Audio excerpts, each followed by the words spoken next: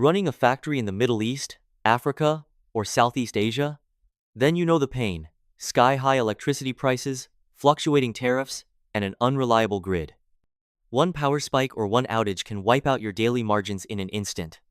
This is our 100 kilowatts, 241 kilowatt-hours outdoor energy storage system, built for industrial users in high-tariff markets. It's a compact, rugged, all-in-one cabinet that integrates a 100 kilowatts PCS, a high-voltage box, and our self-developed smart EMS. Now, this customer already has grid-connected solar, but solar alone doesn't solve the problem. Peak prices are still high, and production doesn't stop when the sun goes down. Without storage, your factory is still exposed to unstable power.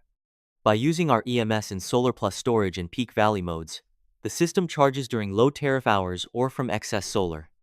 When prices hit peak levels, or when solar output falls, the battery automatically discharges to power your production line. The result? Lower bills, stable power, and predictable energy costs. In regions with power constraints, energy storage isn't just backup, it's a proven way to protect your production and boost your ROI.